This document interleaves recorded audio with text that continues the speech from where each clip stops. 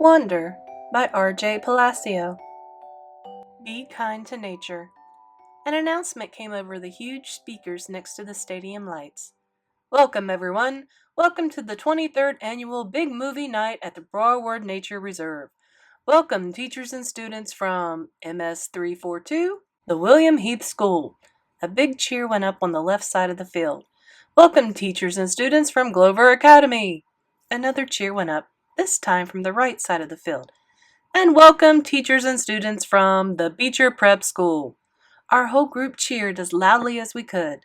We're thrilled to have you as our guests here tonight, and thrilled that the weather is cooperating. In fact, can you believe what a beautiful night this is? Again, everyone whooped and hollered. So as we prepare the movie, we do ask that you take a few moments to listen to this important announcement. The Broward Nature Reserve, as you know, is dedicated to preserving our natural resources and the environment. We ask that you leave no litter behind. Clean up after yourselves. Be kind to nature, and it will be kind to you. We ask that you keep that in mind as you walk around the grounds. Do not venture beyond the orange cones at the edges of the fairground. Do not go into the cornfields or the woods. Please keep the free roaming to a minimum. Even if you don't feel like watching the movie, your fellow students may feel otherwise, so please be courteous. No talking, no playing music, no running around. The restrooms are located on the other side of the concession stands. After the movie is over, it will be quite dark, so we ask that all of you stay with your schools as you make your way back to your buses. Teachers, there's usually at least one lost party on big movie nights at Browerwood. Don't let it happen to you. Tonight's movie presentation will be The Sound of Music. I immediately started clapping, even though I'd seen it a few times before, because it was Via's favorite movie of all time. But I was surprised that a whole bunch of kids, not from Beecher, booed and hissed and laughed. Someone from the bottom right of the field even threw a soda can at the screen, which seemed to surprise Mr. Tushman. I saw him stand up and look in the direction of the can thrower, though I knew he couldn't see anything in the dark. The movie started playing right away. The stadium lights dimmed. Maria the nun was standing at the top of the mountain twirling around and around. It had gotten chilly all of a sudden, so I put on my yellow Montauk hoodie and adjusted the volume on my hearing aids and leaned against my backpack and started watching. The hills are alive. The woods are alive. Somewhere around the boring part, where the guy named Rolf and the oldest daughter are singing, "You are 16, going on 17, Jack nudged me. "Dude, I've got to pee," he said. We both got up and kind of hopscotched over the kids who were sitting or laying down on the sleeping bags. Summer waved as we passed, and I waved back. There were lots of kids from the other schools walking around by the food trucks, playing the carnival games, or just hanging out. Of course, there was a huge line for the toilets. "Forget this. I'll just find a tree," said Jack. "That's gross, Jack. Let's just wait," I answered. But he headed off to the row of trees at the edge of the field, which was past the orange cones that we were specifically told not to go past. And of course, I followed him. And of course, we didn't have our flashlights because we forgot to bring them. It was so dark now we literally couldn't see 10 steps ahead of us as we walked toward the woods. Luckily, the movie gave off some light, so when we saw a flashlight coming toward us out of the woods, we knew immediately that it was Henry, Miles, and Amos. I guess they hadn't wanted to wait on line to use the toilets either. Miles and Henry were still not talking to Jack, but Amos had let go of the war a while ago, and he nodded hello to us as they passed by.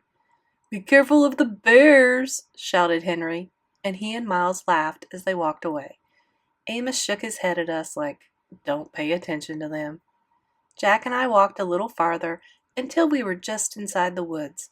Then Jack hunted around for the perfect tree and finally did his business, though it felt like he was taking forever. The woods were loud with strange sounds and chirps and croaks, like a wall of noise coming out of the trees.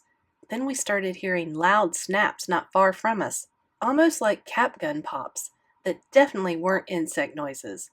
And far away, like in another world, we could hear raindrops on roses and whiskers on kittens. "Ah, that's much better," said Jack, zipping up. "Now I have to pee," I said, which I did on the nearest tree. No way I was going farther in like Jack did. "Do you smell that? Like firecrackers," he said, coming over to me. "Oh yeah, that's what that is," I answered, zipping up. "Weird. Let's go." Alien. We headed back the way we came, in the direction of the giant screen. That's when we walked straight into a group of kids we didn't know.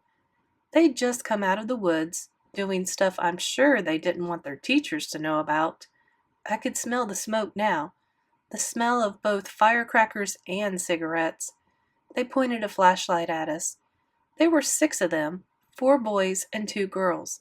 They looked like they were in the 7th grade. "What school are you from?" one of the boys called out. "Beecher Prep," Jack started to answer, when all of a sudden one of the girls started screaming. "Oh my God!" she shrieked, holding her hand over her eyes like she was crying. I figured maybe a huge bug had just flown into her face or something. "No way!" one of the boys cried out, and he started flicking his hand in the air like he'd just touched something hot. And then he covered his mouth. "No freaking way, man! No freaking way!" All of them started half laughing and half covering their eyes now, pushing each other and cursing loudly. "What is that?" said the kid who was pointing the flashlight at us, and it was only then that I realized that the flashlight was pointing right at my face, and what they were talking about, screaming about, was me. "Let's get out of here," Jack said to me quietly, and he pulled me by my sweatshirt sleeve and started walking away from them. "Wait, wait, wait!" yelled the guy with the flashlight, cutting us off. He pointed the flashlight right in my face again, and now he was only about 5 feet away. "Oh man! Oh man!" he said, shaking his head, his mouth wide open. "What happened to your face?" "Stop it, Eddie," said one of the girls. "I didn't know we were watching Lord of the Rings tonight," he said. "Look, guys, it's Gollum!" This made his friends hysterical. Again, we tried to walk away from them, and again the kid named Eddie cut us off. He was at least a head taller than Jack, who was about a head taller than me, so the guy looked huge to me. "No, man, it's Alien," said one of the other kids. No, man, it's an orc," laughed Eddie, pointing the flashlight in my face again. This time he was right in front of us. "Leave him alone, okay?" said Jack, pushing the hand holding the flashlight away. "Make me," answered Eddie, pointing the flashlight in Jack's face now. "What's your problem, dude?" said Jack. "Your boyfriend's my problem." "Jack, let's just go," I said, pulling him by the arm. "Oh man, it talks!" screamed Eddie, shining the flashlight in my face again. Then one of the other guys threw a firecracker at our feet. Jack tried to push past Eddie, but Eddie shoved his hands into Jack's shoulders and pushed him hard, which made Jack fall backward. "Eddie!" screamed one of the girls. "Look," I said, stepping in front of Jack and holding my hands up in the air like a traffic cop. "We're a lot smaller than you guys." "Are you talking to me, Freddy Krueger? I don't think you want to mess with me, you ugly freak," said Eddie. And this was the point where I knew I should run away as fast as I could, but Jack was still on the ground, and I wasn't about to leave him. "Yo, dude," said a new voice behind us. "What's up, man?" Eddie spun around and pointed his flashlight toward the voice. For a second, I couldn't believe who it was. "Leave him alone, dude," said Amos, with Miles and Henry right behind him. "Says who?" said one of the guys with Eddie. "Just leave him alone, dude," Amos replied calmly. "Are you a freak too?" said Eddie. "They're all a bunch of freaks," said one of his friends. Amos didn't answer them, but looked at us. "Come on, guys, let's go. Mr. Tushman's waiting for us." I knew that was a lie, but I helped Jack get up, and we started walking over to Amos. Then out of the blue, the Eddie guy grabbed my hood as I passed by him, yanking it really hard, so I was pulled backward and fell flat on my back. It was a hard fall, and I hurt my elbow pretty bad on a rock. I couldn't really see what happened afterward, except that Amos rammed into the Eddie guy like a monster truck, and they both fell down to the ground next to me. Everything got really crazy after that. Someone pulled me up by my sleeve and yelled, "Run!" And someone else screamed, "Get him!" at the same time. And for a few seconds, I actually had two people pulling the sleeves of my sweatshirt in opposite directions. I heard them both cursing until my sweatshirt ripped and the first guy yanked me by my arm and started pulling me behind him as we ran, which I did as fast as I could. I could hear footsteps just behind us, chasing us, and voices shouting and girls screaming, but it was so dark I didn't know whose voices they were, only that everything felt like we were underwater. We were running like crazy, and it was pitch black, and whenever I started to slow down, the guy pulling me by my arm would yell, "Don't stop!" Voices in the dark. Finally, after what seemed like a forever of running, someone yelled, "I think we lost them!" "Amos?"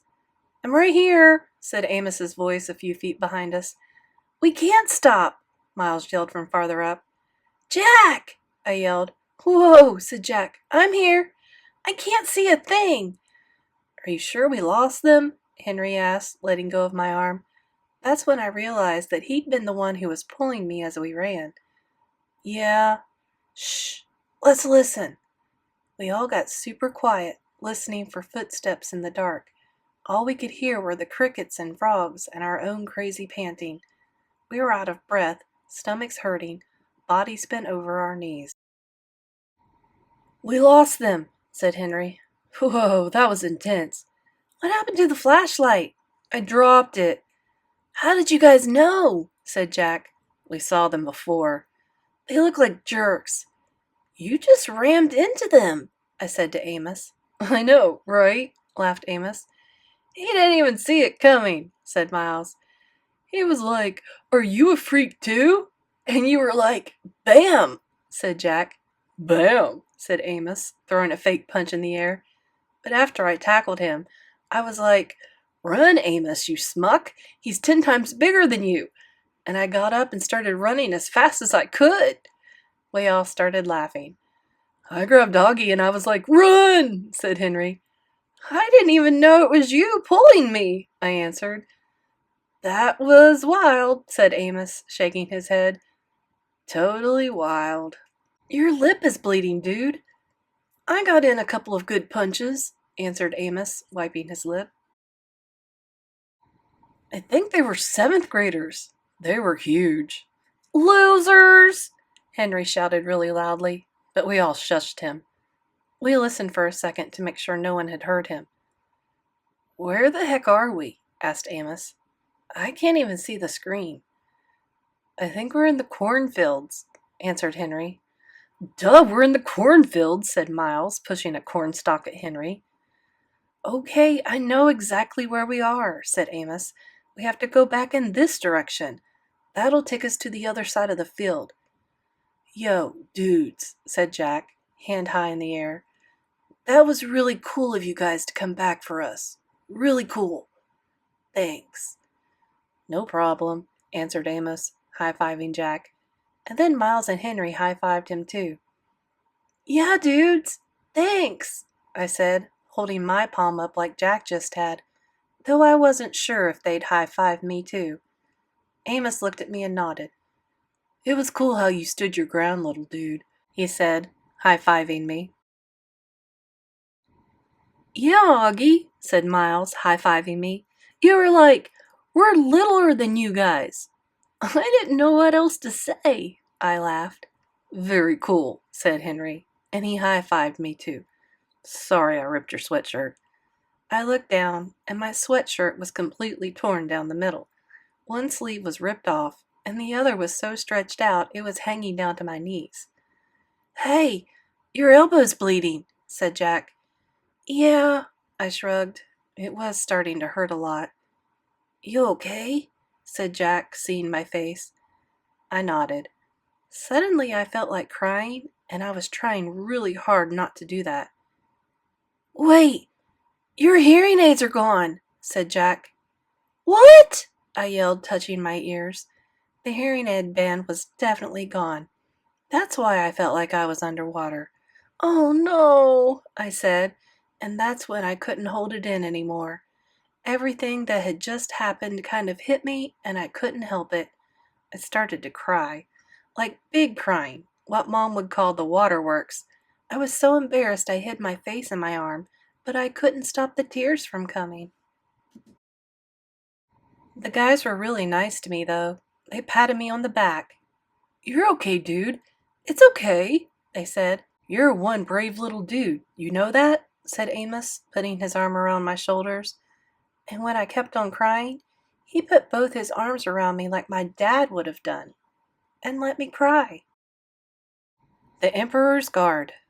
We backtracked through the grass for a good 10 minutes to see if we could find my hearing aids, but it was way too dark to see anything. We literally had to hold on to each other's shirts and walk in single file so we wouldn't trip over one another. It was like black ink had been poured all around. "This is hopeless," said Henry. "They could be anywhere." "Maybe we could come back with a flashlight," answered Amos. "No, it's okay," I said. "Let's just go back. Thanks, though." We walked back toward the cornfields, and then cut through them until the back of the giant screen came into view. Since it was facing away from us, we didn't get any light from the screen at all until we'd walked around to the edge of the woods again. That's where we finally started seeing a little light. There was no sign of the seventh graders anywhere. "Where do you think they went?" said Jack. "Back to the food truck," said Amos. "They're probably thinking we're going to report them." "Are we?" asked Henry. They looked at me. I shook my head. "Okay," said Amos. "But little dude, don't walk around here alone again, okay? If you need to go somewhere, tell us, and we'll go with you." "Okay," I nodded. As we got closer to the screen, I could hear "High on a hill was a lonely Gothard," and could smell the cotton candy from one of the concession stands near the food trucks. There were lots of kids milling around in this area, so I pulled what was left of my hoodie over my head and kept my face down, hands in pockets, as we made our way through the crowd. It had been a long time since I'd been without my hearing aids, and it felt like I was miles under the earth. It felt like that song Miranda used to sing to me. "Ground control to Major Tom. Your circuit's dead. There's something wrong." I did notice as I walked that Amos had stayed right next to me, and Jack was close on the other side of me, and Miles was in front of us, and Henry was in back of us. They were surrounding me as we walked through the crowd of kids, like I had my own Emperor's Guard. Sleep. Then they came out of the narrow valley, and at once she saw the reason. There stood Peter and Edmund and all the rest of Aslan's army, fighting desperately against the crowd of horrible creatures whom she had seen last night. Only now, in the daylight, they looked even stranger and more evil and more deformed. I stopped there. I'd been reading for over an hour, and sleep still didn't come. It was almost 2 a.m. Everyone else was asleep. I had my flashlight on under the sleeping bag, and maybe the light was why I couldn't sleep, but I was too afraid to turn it off. I was afraid of how dark it was outside the sleeping bag. When we got back to our section in front of the movie screen, no one had even noticed we'd been gone. Mr. Tushman and Miss Rubin and Summer and all the rest of the kids were just watching the movie. They had no clue how something bad had almost happened to me and Jack. It's so weird how that can be, how you could have a night that's the worst in your life, but to everybody else, it's just an ordinary night. Like on my calendar at home, I would mark this as being one of the most horrific days of my life. This and the day Daisy died. But for the rest of the world, this was just an ordinary day. Or maybe it was even a good day. Maybe somebody won the lottery today. Amos, Miles, and Henry brought me and Jack over to where we'd been sitting before, with Summer and Maya and Reed, and then we went and sat where they had been sitting before, with Samina and Savannah and their group. In a way, Everything was exactly as we had left it before we went looking for the toilets. The sky was the same. The movie was the same. Everyone's faces were the same. Mine was the same. But something was different. Something had changed. I could see Amos and Miles and Henry telling their group what had just happened. I knew they were talking about it because they kept looking over at me while they were talking. Even though the movie was still playing, people were whispering about it in the dark. News like that spreads fast. It was what everyone was talking about on the bus ride back to the cabins. All the girls, even girls I didn't know very well, were asking me if I was okay. The boys were all talking about getting revenge on the group of 7th grade jerks, trying to figure out what school they were from. I wasn't planning on telling the teachers about any of what had happened, but they found out anyway. Maybe it was the torn sweatshirt and the bloody elbow, or maybe it's just that teachers hear everything. When we got back to the camp, Mr. Tushman took me to the first aid office, and while I was getting my elbow cleaned and bandaged up by the camp nurse, Mr. Tushman and the camp director were in the next room talking with Amos and Jack and Henry and Miles, trying to get a description of the troublemakers. When he asked me about them a little later, I said I couldn't remember their faces at all, which wasn't true. It's their faces I kept seeing every time I closed my eyes to sleep. The look of total horror on the girl's face when she first saw me. The way the kid with the flashlight, Eddie, looked at me as he talked to me, like he hated me. Like a lamb to the slaughter, I remember Dad saying that ages ago. But tonight, I think I finally got what it meant. Thanks for watching. Please remember to like and subscribe. It really helps the channel. See you in the next video.